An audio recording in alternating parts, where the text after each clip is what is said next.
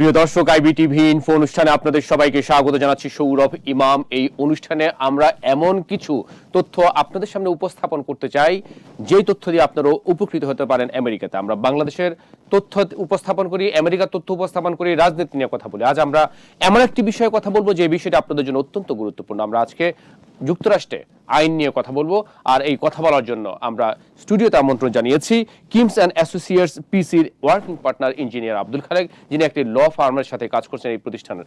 আপনি কি প্রথমে আপনাকে স্বাগত জানাচ্ছি আমাদের অনুষ্ঠানে, ইঞ্জিনিয়ার আব্দুল খালেক।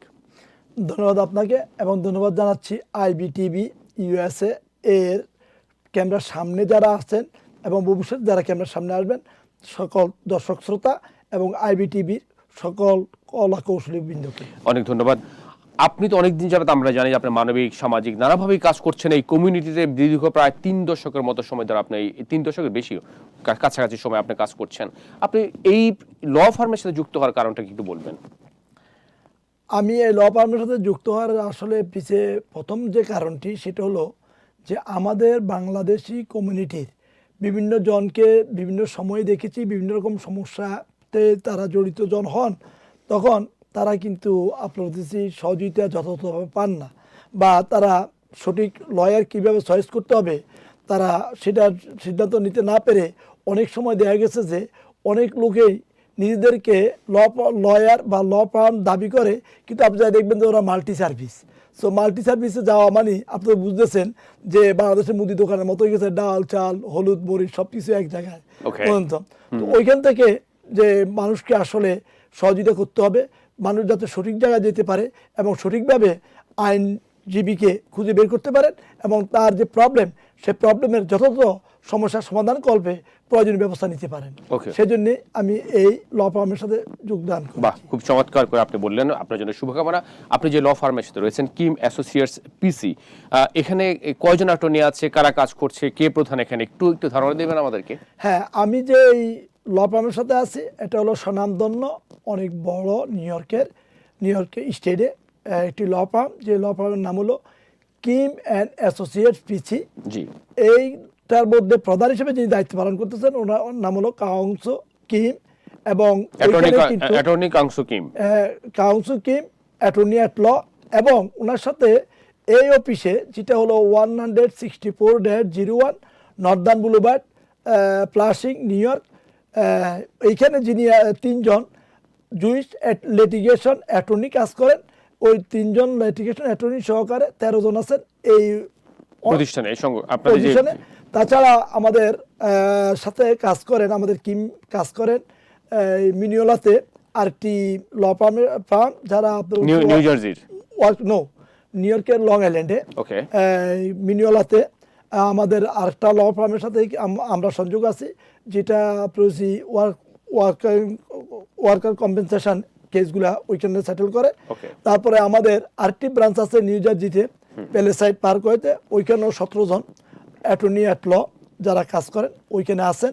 তারপরে আমাদের বাফালোতো আরেকটা ল ফার্ম ব্রাঞ্চ আছে যেখানে 7 জন অ্যাটর্নি অ্যাট ল যারা কাজ করেন, এবং নিউ ইয়র্কের ব্রঞ্চও আমরা একটা নতুন ব্রাঞ্চ অলরেডি চালু করেছি, ওটা হলো 2135 ওয়েস্টচেস্টার অ্যাভিনিউ, ব্রঞ্চ, নিউ ইয়র্ক, পারচেস্টারে।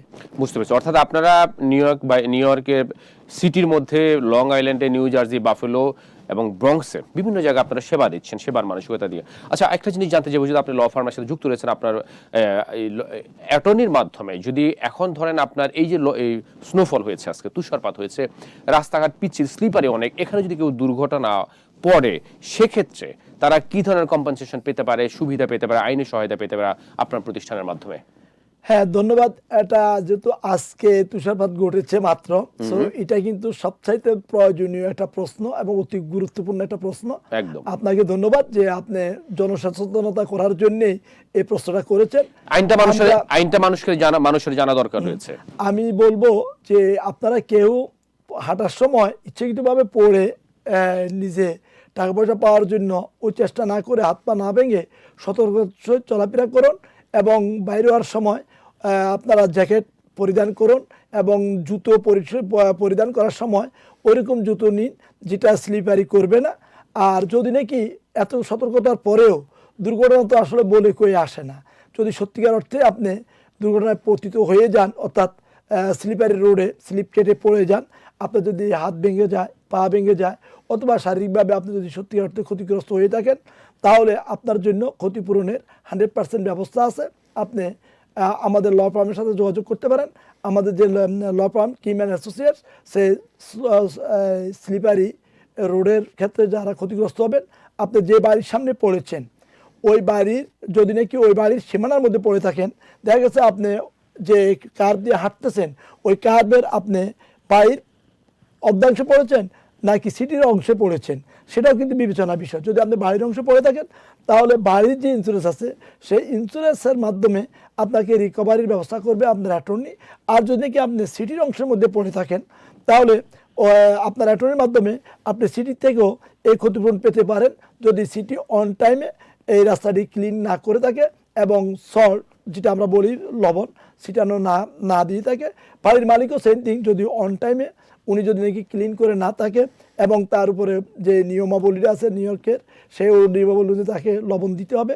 লবণ যদি চিটিয়ে না থাকে, তাহলে আপনি কিন্তু এই ক্ষতিপূরণের পেতে পারেন, যদি আপনি সত্যিকার অর্থে ক্ষতিগ্রস্ত হয়ে থাকেন।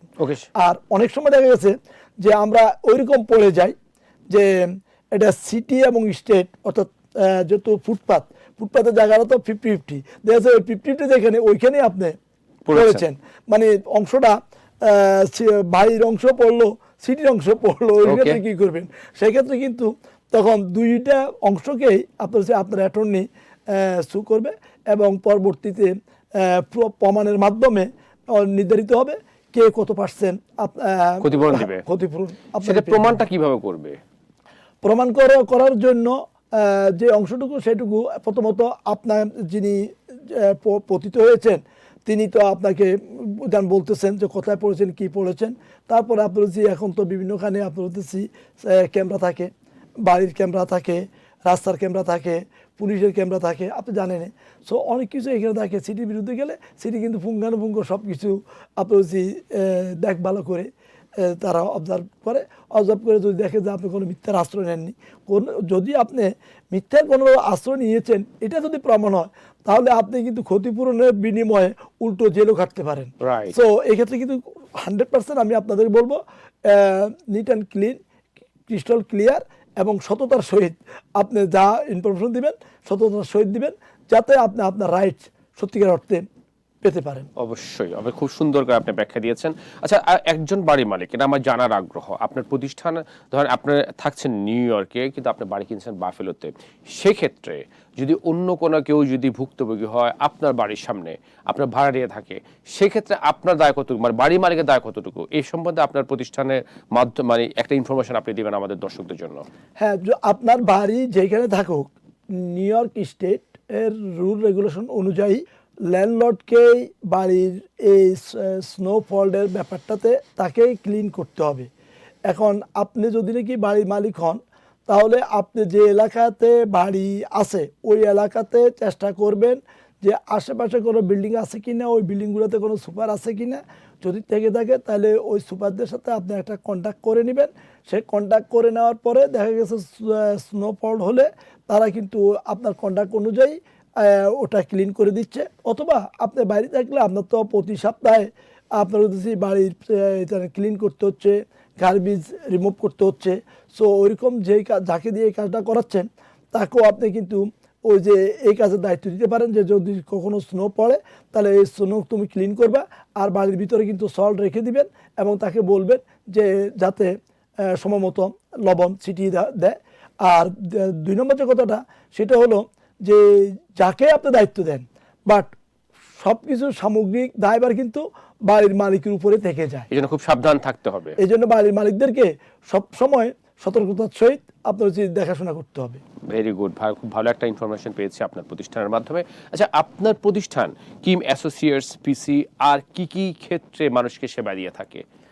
আমাদের যে ল ফার্ম, ওরা অটো অ্যাক্সিডেন্ট, তারপরে কনস্ট্রাকশন অ্যাক্সিডেন্ট, ওয়ার্কিং অ্যাক্সিডেন্ট, অর্থাৎ আপনি যদি নাকি কোনো স্টোরে বা কোনো অফিস আদালতে জব করতেছেন, সেইখানে আপনি যদি নাকি দুর্ঘটনায় পতিত হয়েছেন, অনেক সময় দেখা গেছে যে যেসব 99 সেন্টের স্টোরগুলো আছে বা ডিসকাউন্ট স্টোরগুলো আছে, আপনি মাল অনেক উপরেও কিন্তু সাজাতে হচ্ছে। তো আপনি মাল সাজাতে গিয়েছেন, ওই সময় দিয়ে গেছে মালটা আপনার মাথায় পড়লো, আপনার মাথা ব্যথা ফেটে গেছে, ব্যথা পেয়েছেন, হাত ভেঙে গেছে, পা ভেঙে গেছে, অথবা ল্যাডার দিয়ে কোনো কিছু সেট করতে গেছেন, ল্যাডারটাই মানে আপনার যেটাকে শরীরে আমরা পড়লো। বাংলাদেশে বাংলায় মই বলি, ওটাকে কাটতে পড়ে গেছে অথবা এটা ভেঙে পড়ে গেছে, অথবা আপনি কনস্ট্রাকশন কাজে যে স্ক্যাফোল্ডিং করেছেন, স্ক্যাফোল্ডিংটা ভেঙে পড়ে গেছেন, অথবা দেখা গেছে যে আপনি পেন্টিং কাজ করতে গিয়েছেন ল্যাডার উপর দিয়ে গিয়ে, সেখান থেকে কিন্তু ল্যাডারটা কাইতে পড়ে গেছে, অথবা ল্যাডার ভেঙে গেছে, এবং এরকম বিভিন্ন ইত্যাদি হতে পারে। অথবা আপনি ইট, পাথর, সিমেন্ট, রড উপর দিকে উঠাচ্ছেন, উঠানোর সময় আপনার হাত থেকে বা অন্য কোনো ওয়ার্কারের হাত থেকে সাডেনলি পড়ে গেছে, পড়ে আপনার গায়ে পড়ে আপনি ক্ষতিগ্রস্ত হয়েছেন, অথবা আপনি নিজে ক্যারি করে নিয়ে যাচ্ছিলেন, ওই সময় আপনি কোনোভাবে পড়ে গিয়েছেন, অথবা আপনি কোনো রেস্টুরেন্টে কাজ করতেছেন, সেইখানে দেখা গেছে যে তাদের বেসমেন্ট আর ফার্স্ট ফ্লোরের রেস্টুরেন্ট, আর রেস্টুরেন্ট সকল সামগ্রী জিনিসপত্র থাকে বেসমেন্টে আপনি উঠানোর সময় সিঁড়ি থেকে পড়ে গিয়েছেন, বা নামানোর সময় আপনি এরকম পড়ে গিয়েছেন, অথবা দেখা গেছে যে একটা দোকানে মাপ দিয়েছিল, তারা কিন্তু তখন সাইন ইউজ করে নাই, যে কোয়েশন, যে এটা সতর্কতা সাইন দেয় নাই, কিন্তু আপনার ওর দিকে ফলো করেন নাই, এখন ওই দোকানে গিয়ে পা পিছলে আপনি পড়ে গিয়েছেন, গিয়ে আপনার হাত ভেঙে গেছে বা পা ভেঙে গেছে অথবা মাথা ফেটে গেছে, ওইরকম যে কোনো ধরনের দুর্ঘটনায়, আকস্মিক কোনো দুর্ঘটনা যেটার জন্য আমরা কেউ প্রিপেয়ার ছিলাম না, তো ওইরকম যদি কোনো দুর্ঘটনায় আপনি পড়ে যান, তাহলে সেক্ষেত্রে আপনি আমাদের ল ফার্ম কিম্যান অ্যাসোসিয়েটস ল ফার্মের সাথে আপনি যোগাযোগ করতে পারেন, এবং ওনারা আপনার যাতে যে শারীরিকভাবে আপনি যতটুকু ক্ষতিগ্রস্ত হয়েছেন সেই ক্ষতিগ্রস্তের আলোকে, এবং যে প্রতিষ্ঠানে আপনি ক্ষতিগ্রস্ত হয়েছেন সেই প্রতিষ্ঠানের ইন্স্যুরেন্স পলিসি কতটুকু আছে, তার বাইরে তো আর যাওয়া যাবে না। যদি আপনার থাকে এখানে $100,000, তাহলে কেউ $1 মিলিয়ন স্বপ্ন আপনাকে দেখাইতে পারে মহেন্দ্র, কিন্তু সম্ভব না এটা সেটা। সত্য না। আবার যেখানে আপনার $1 মিলিয়ন আছে, আপনি যদি সর্বোচ্চ ক্ষতিগ্রস্ত হয়ে থাকেন, তাহলে সেখান থেকে আপনি $1 মিলিয়ন পাবেন। আবার আপনার দেখেছে এই নিউ ইয়র্কের গাড়ি অ্যাক্সিডেন্টের ক্ষেত্রে সর্বনিম্ন পলিসি হলো $25,000। তো দেখা যাচ্ছে প্রাইভেট গাড়িগুলা ম্যাক্সিমাম লোকদের $25,000 পলিসি। তো সেই ক্ষেত্রে আপনি যদি সর্বোচ্চ ক্ষতিগ্রস্ত হয়ে থাকেন, তাহলে আপনার এই ক্ষতিপূরণটা $25,000 ভিতরে রাখতে হয়, Okay. এর বেশি না। তারপরে আপনারা বলতেছি আমাদের কিম্যান অ্যাসোসিয়েটস মেডিকেল মাল প্র্যাকটিস Okay. বা ভুল চিকিৎসা যদি আপনারা কেউ পড়ে থাকেন, পতিত হন, তাহলে সেক্ষেত্রেও আপনি বলছি ডাক্তারদের কিন্তু $1 মিলিয়ন ইন্স্যুরেন্স পলিসি আছে। আপনি অনেকে মনে করে যে আমি ক্ষতিগ্রস্ত হয়েছি, এখন আমি যদি নাকি দেখা গেছে যে গাড়ি আমাকে হিট করেছে, সেই গাড়ির ড্রাইভার আমার পরিচিত কেউ হতে পারে, অথবা আমার ফ্যামিলির পরিচিত কেউ হতে পারে, অথবা আমার বন্ধু বান্ধবের পরিচিত কেউ হতে পারে, তো আমি মনে করি ওর বিরুদ্ধে যদি সু করি তাহলে পার্সোনালি ও ক্ষতিগ্রস্ত হবে। আসলে এটা সত্য না। বা আমি যে বাড়ির সামনে পড়ার পরে আমি যদি নাকি ওই বাড়ির এগেইনস্টে যদি সু করতে যাই, তাহলে বাড়ির মালিকের ক্ষতিগ্রস্ত হবে। এইরকম অনেক রকম আমরা চিন্তা ভাবনা করি, যেহেতু আমরা হিউম্যান, কিন্তু আসলে এটা আমাদের ধারণাটা সঠিক না। কারণ আপনার যিনি লয়ার, আপনার যে আইনজীবী যাকে হায়ার করবেন, আপনার অ্যাটর্নি কিন্তু সু করবে কোনো ব্যক্তি বিশেষের বিরুদ্ধে নয়, এটা সু করবে আপনি যেইখানে ক্ষতিগ্রস্ত হয়েছে। আপনি গাড়িতে যদি ক্ষতিগ্রস্ত হয়ে থাকেন, তাহলে গাড়ির যে ইন্স্যুরেন্স পলিসি আছে ওই ইন্স্যুরেন্স পলিসির এগেইনস্টে। আপনি যদি বাড়িতে কোনোভাবে ইদান হয়ে থাকেন, তাহলে বাড়ির এগেইনস্টেও কিন্তু ইন্স্যুরেন্স পলিসি আছে। আপনি কোনো ব্যবসায়িক প্রতিষ্ঠানে যদি নাকি ওয়ার্কিং ক্ষেত্রে যদি নাকি আপনি এভাবে পতিত হয়ে থাকেন, তাহলে অ্যাক্সিডেন্টে, সেখানেও কিন্তু ওয়ার্কিংয়ে মানে আপনার কোম্পানি কিন্তু আপনার এমপ্লয়ীদের এগেইনস্টে কিন্তু তারা ইন্স্যুরেন্স পলিসি নিয়ে রাখে। আপনি 7-11 বলেন, তারপরে আপনারা বলছে 200 বলেন, আপনি ওই যে কোনো প্রতিষ্ঠানে বলেন, বা আপনি ডানকিন বলতে পারেন, পাপায়াস বলতে, হোয়াটএভার, যে কোনো প্রতিষ্ঠানে তাদের কিন্তু আপনার হচ্ছে এই নিউ ইয়র্কের স্টেটের রুল রেগুলেশন অনুযায়ী এমপ্লয়ি যারা রাখবে, ওই মালিকদের উপরে অর্পিত দায়িত্ব এমপ্লয়ির বিপরীতে যে কোনো ক্ষতিগ্রস্ত হয়, সেই ক্ষতিগ্রস্ত হইলে যেন তারা রিকভারিটা পায়, সেজন্য ইন্স্যুরেন্স পলিসি আপনাকে রাখতেই হবে। খুব সুন্দর করে আপনি বললেন, খুব সুন্দর করে বলেছেন। আমরা অনেক তথ্য পেয়েছি আপনার কাছে। একটা জিনিস হচ্ছে যে আপনি যে বললেন যে ধর একটা দোকানের কর্মচারী তার ল্যাডার পড়ে গেছে, সে আহত হলো, সেই ক্ষেত্রে দরিদ্র অনেকে ভয় পায় যে হয়তো আমার অনেক টাকা লাগতে পারে, অ্যাটর্নির কাছে গেলে লাগতে পারে, হয়তো ধারণা করতে পারে। সেই ক্ষেত্রে আপনার একটু পরামর্শ দিবেন, আপনার এখানে কোনো টাকা লাগবে কিনা, কোনো ফিনান্সিয়াল সাপোর্ট লাগবে কিনা, নাকি আপনারা একদম ফ্রি করেন, এই ব্যাপারে একটু ধারণা দেবেন আপনার প্রতিষ্ঠান আর কি, যেটা হচ্ছে কিমস অ্যাসোসিয়েটস পিসি, যেটা আপনার প্রতিষ্ঠানের মাধ্যমে কোনো আপনারা অর্থ পে করতে হবে কিনা নাকি একদম ফ্রি? হ্যাঁ, ধন্যবাদ আপনাকে। নিউ ইয়র্ক স্টেটে একটি মাত্র কেস আছে, যে কেসে আপনাদের ক্লায়েন্টকে আগাম কোনো ফি দিতে হয় না। সেটা হলো অ্যাক্সিডেন্ট বলতে অটো অ্যাক্সিডেন্ট, কনস্ট্রাকশন কাজে অ্যাক্সিডেন্ট, ওয়ার্কিং অ্যাক্সিডেন্ট অথবা মেডিকেল মাল প্র্যাকটিস। তো এই জাতীয় যে কোনো দুর্ঘটনায় আপনি পতিত হইলে আপনি ফ্রি আইনি পরামর্শ নিতে পারেন। আইনি পরামর্শের জন্য আপনার কোনো ফি দিতে হয় না। প্লাস আপনি যদি নাকি কেসটা সাবমিট করান, যে লয়ারকে আপনি হায়ার করবেন, ওই লয়ার আপনার সাথে একটা ডিডে যাবে। সেটা হলো নো ফল্ট কেসের ক্ষেত্রে 1/3 আপনার লয়ার আপনার সাথে ডিড করবে, আর 2/3 আপনি। আর যদি নাকি ওয়ার্কার্স কম্পেনসেশন হয়, তাহলে 85% আপনি পাবেন, 15% আপনার লয়ার আপনাদের ফি নিবে। তাও কেস উইন করার পরে, যখন সেটেল হবে, সেটেলের পরে যখন আপনি যে টাকাটা আপনি পাচ্ছেন, সেই টাকার থেকে এই নো ফল্টের ক্ষেত্রে 1/3 লয়ার নিবে, আর ওয়ার্কার্স কম্পেনসেশনের ক্ষেত্রে 15% লয়ার নিবে। সো আমি ক্লায়েন্টদেরকে অবগতির জন্য বলবো যে যেহেতু আপনি ফ্রি লয়ারের ব্যবস্থা পাচ্ছেন, সেক্ষেত্রে আপনি যদি নাকি একজন বড় মাপের লয়ার নেন, তাহলে উনি ওনার ব্রেন এবং বুদ্ধিমত্তা এবং ওনার যে ফার্মের সুনাম খ্যাতি আছে, সেটাকে ইউজ করে আপনার ইন্স্যুরেন্সের এগেইনস্টে যতটুকু আপনার প্রাপ্তি প্রয়োজন 100% আপনার ক্ষতিপূরণ সে আদায় করবে। আর আপনি যদি নাকি এরকম ল ফার্মে না যাইয়া, যারা ওই যে কিছুক্ষণ আগে বলেছিলাম যে মাল্টি সার্ভিস নামও কিন্তু অনেকে এখন আপনাকে নিয়ে যাচ্ছে, তাদের কাছে যান, তাহলে সেখানে বড় কোনো লয়ার তো নেই। তো তারা কি করছে, যে কেসটা আপনার হচ্ছে $1 মিলিয়ন আপনি ক্ষতিপূরণ পাওয়ার কথা, সেটা দেখা যাচ্ছে তারা 2 লাখ, 3 লাখ, 4 লাখ ডলারে সেটেল করে নিয়ে তারপরে তারা কি করছে, সেখান থেকে আপনার 1/3 কিন্তু নিয়ে যাচ্ছে। আবার অনেকে দেখা যাচ্ছে যে লয়ারও না, আপনাকে ভুল ইনফরমেশন দিয়ে যে সে লয়ার, সে কী করছে, জাস্ট ওই যে ফর্ম কীভাবে ফিল আপ করতে হয়, ওই ফর্ম ফিল আপটা শিখে আপনার থেকে কেসটা নিয়ে অনলাইনে সে ফর্ম ফিল আপ করে ছেড়ে দিয়েছে। তো ছেড়ে দেওয়ার পরে কিন্তু নিউ ইয়র্কের রুল রেগুলেশন অনুযায়ী ইন্স্যুরেন্স কোম্পানিগুলা ম্যাক্সিমাম টাইমে আপনার সাথে সেটেল করতে চায়, মানে কোডের বাইরে। তো কোডের বাইরে সেটেল করতে চাইলে, যেহেতু ওদের লয়ার সার্টিফিকেট নেই, ওরা মনে করে যে এই কেসটা দেখা গেছে যে $1 মিলিয়ন, সে যদি $500,000 আমার সাথে সেটেল করে, তাহলে এখান থেকে তো 1/3 আমি পেয়ে যাবো, মানে $1,33,000 আমি পেয়ে যাচ্ছি, $2,67,000 ওই বেটা পাবে। সো $500,000 পাইলে আমার তো লস নাই, কিন্তু আপনি লস খাচ্ছেন। কারণ আপনি এরকম লয়ার না হতে, যেটা আপনি $1 মিলিয়ন পাইতেন, সেখানে আপনি $1 মিলিয়ন যদি পাইতেন, সেখানে কিন্তু আপনি পেয়ে যেতেন তখন ওই যে 1/3 আপনার ওই লয়ার নিত, বাকিটা পুরোটাই আপনি পেতেন। কিন্তু এখানে আপনার টাকার অঙ্কটা কিন্তু অনেক কমে গেছে। তাই যেহেতু আপনি লয়ার হায়ার করতে পূর্বে লয়ারকে ন্যূনতম কোনো ফি দিতে হচ্ছে না, নট এ সিঙ্গেল পেনি আপনাকে পে করতে হচ্ছে। ইভেন আপনার কেস ফাইলিং কষ্ট কিন্তু আপনাকে দিতে হচ্ছে না। আর পরবর্তী কথা হলো, ইভেন যদি নাকি আপনি কেসে লস করে ফেলেন, আপনি লুজও করেন, তাহলে কিন্তু লয়ার আপনাদেরকে not a single Penney charge করবে। সো আমি বলবো যে আপনি সঠিক লয়ার নির্ণয় করুন এবং বড় মাপের একজন না, একটা ল ফার্মকে নির্ধারণ করুন। আর একটা বড় ল ফার্ম যদি আপনি নির্ধারণ করতে চান, সেক্ষেত্রে আমাদেরটা আপনি দেখতে পারেন, কিম অ্যান্ড অ্যাসোসিয়েটস পিসি, যারা নিউ ইয়র্কের সুনামধন্য এবং বড় যে কয়টা ল ফার্ম আছে তাদেরই অন্যতম। আমাদের ব্রাঞ্চ আছে বাফালোতে, আমাদের ব্রাঞ্চ আছে নিউ জার্সিতে, আমাদের ব্রাঞ্চ আছে লং আইল্যান্ডে, আমাদের ব্রাঞ্চ আছে ব্রন্সে, আর আমাদের হেড অফিস হলো প্লাসিং 164-01 নর্দার্ন বুলভার্ডে। জি, অনেক ধন্যবাদ। আচ্ছা, বাংলাদেশি ভাষা, যারা আপনার অন্য দেশি ভাষা, ইংলিশ ভাষা, যারা বাংলা ভাষা বুঝে না, তাদের ক্ষেত্রে আপনারা কি ধরনের সহযোগিতা করে থাকেন? আচ্ছা, যে বাংলাদেশি কমিউনিটি যদি কেউ যেতে চায় আপনাদের এখানে? হ্যাঁ, ধন্যবাদ। আমরা আমাদের কিম অ্যান্ড অ্যাসোসিয়েটস পিসির মধ্যে আমরা অলরেডি 5 জন বাংলাদেশি এখানে কর্মরত আছি।